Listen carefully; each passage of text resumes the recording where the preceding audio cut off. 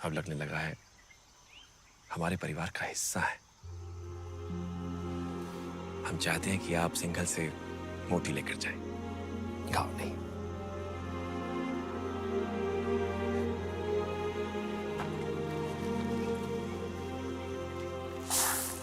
सिंघल के मोती वैसे ही है जैसे आप ढूंढ रहे थे। क्या सोच रहे हैं?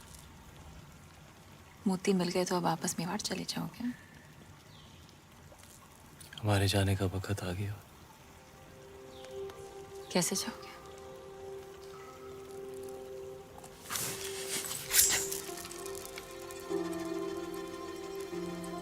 घाव जो नहीं भरा। हमारे साथ मेवाड़ चलेंगी पद्मावती, हमारी पत्नी बनकर।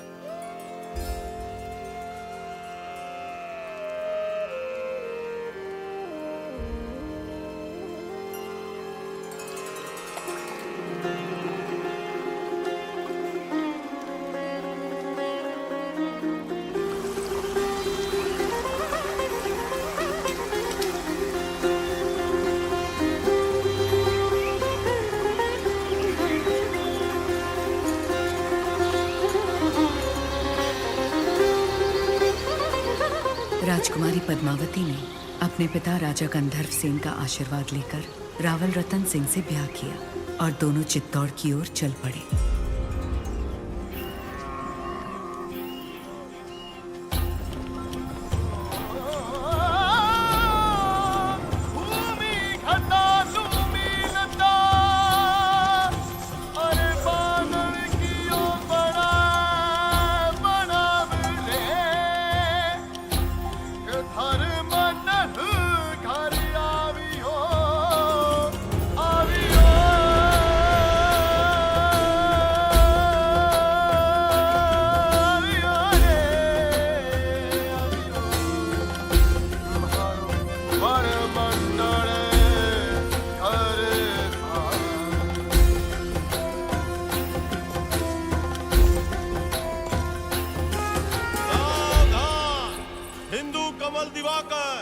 रघुकुल सूरज, मेवाड़ प्रभाकर, महारावल रतन सिंह जी दरबार में पधार रहे हैं।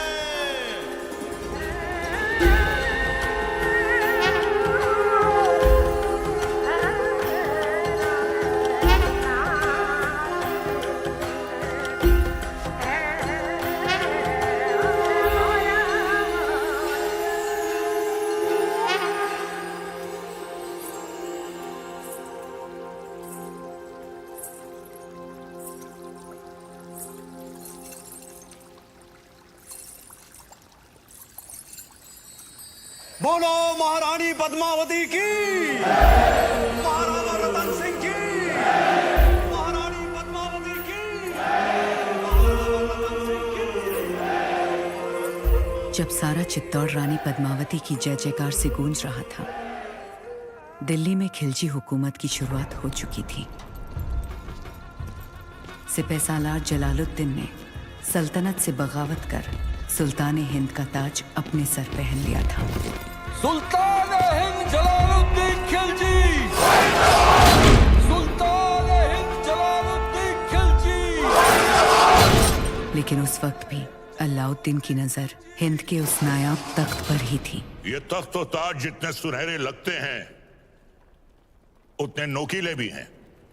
इस तख्त पर बैठकर हमें खुशी भी हो रही है और फिक्र भी, क्योंकि इस वक्त हमारे चारों तरफ दुश्मन ही दुश्मन है और सबसे बड़ा मसला तो ये कम वक्त मंगोल है।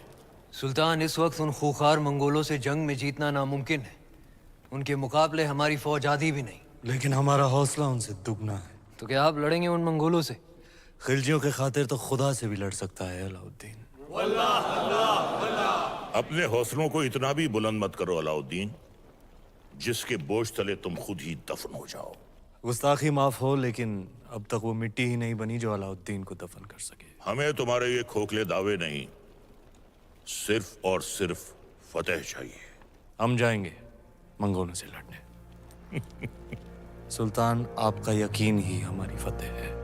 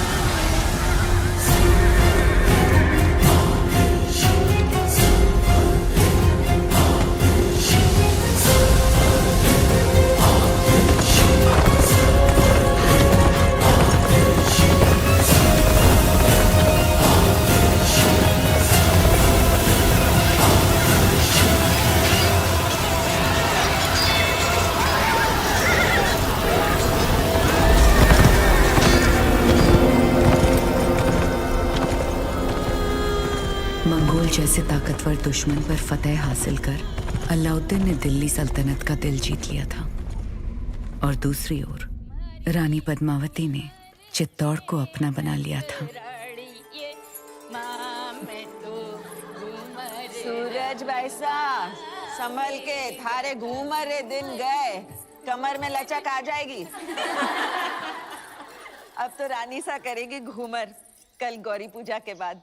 छोटी रानी सा घूमर रो रंग चोखो जमना चाहिए। रंग तो जमेगा ही सूरज भाई सा, क्योंकि कल ढोल हम बजाएंगे।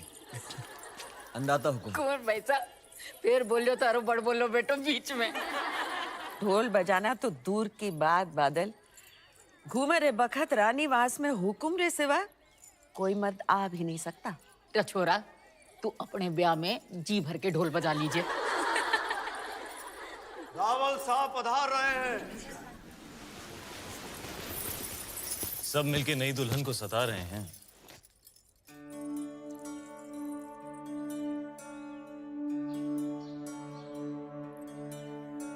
राजगुरु शिवालय में अपनी प्रतीक्षा कर रहे हो।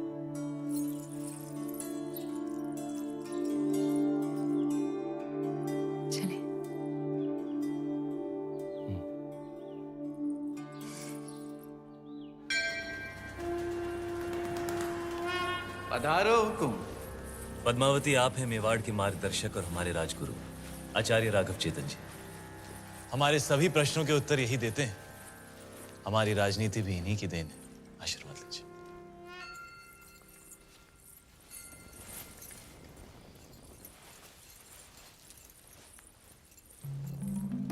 अलौकिक सौंदर्य है आपका। सौंदर्य ही नहीं, गुण और समझ की भी धनी है हमारी रानी सा। तो छोटी रानी सा के जीवन में क्या अधिक महत्व रखता है, रूप या गुण? संभलिए रानी सा, आपकी परीक्षा हो रही है। बताइए, रूप या गुण? गुण और रूप वो तो देखने वाले की आंखों में होता है। अर्थात किसी को पत्थर में शिवलिंग दिखता है और किसी को शिवलिंग में भी पत्थर। जीवन का वर्णन 3 शब्दों में: अमृत, प्रेम और त्याग। प्रेम क्या है? ईश्वर की आंख में उभरा हुआ खुशी का आंसू। आंसू क्या है? सुख और दुख की हद। सुख क्या है? भ्रम। सुना है युद्ध नीति की भी जानकार है। जी। रणभूमि में सबसे बड़ा शस्त्र क्या है? हिम्मत। जीवन में सबसे कठिन घड़ी? परीक्षा के बाद परिणाम की। और सबसे बड़ी भेंट? आशीर्वाद।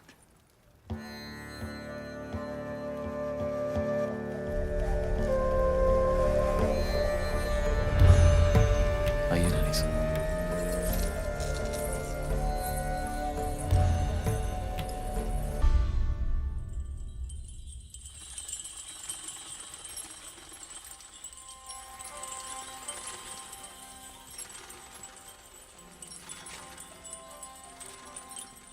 किस्मत देखी हमारी, गए थे सिंगल मोती लेने और आप हाथ लग गई। हमारी भी किस्मत देखिए, हिरण का शिकार करने गए थे और शेर गले पड़ गए। हम आपको सिंघल का हर सुख देना चाहते हैं, बस एक चीज नहीं दे सकते। इस रण में हम आपको समंदर नहीं दे सकते। वो भी तो है आप प्रियंका में। रे रे रे मेवाड़ी रंग चढ़वा ला गया है जबान पर। दिल पे चढ़ गया। जबान क्या चीज है?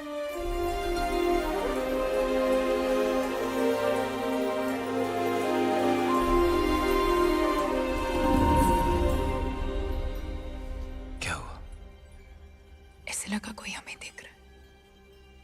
चांद होगा, आपकी तारीफ से चल रहा होगा।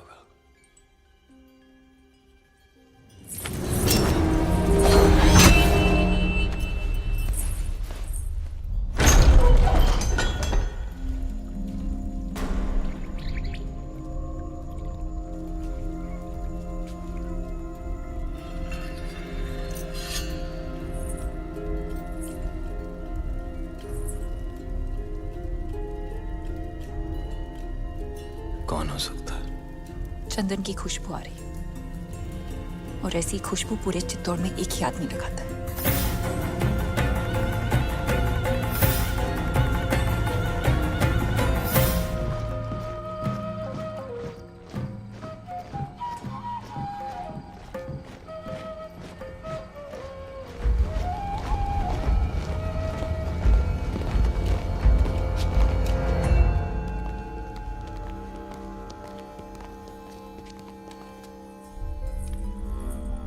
आधी रात में सिपाही भेज के इस तरह बुलाने का मतलब क्या है हुकुम? एक अपराधी को सजा देनी है राजगुरु। बस इतनी सी बात है। ये कार्य कल सुबह भी तो हो सकता था। अपराध संगीन है, निर्णय तो आज रात को ही होगा। कौन है अपराधी? आप। जिसकी पवित्रता की सौगंध सारा मेवाड़ खाता है वो अपराधी। जिसने रावल रतन सिंह को सिंहासन पर बैठना सिखाया है वो अपराधी। ऐसा क्या अपराध हुआ है हमसे हुकुम? जब रावल अपनी रानी साह के साथ एकांत में थे, उन पलों को देखने की हिम्मत की है आपने। मनगढ़ंत। प्रमाण क्या है? सुजान सिंह। हुकुम।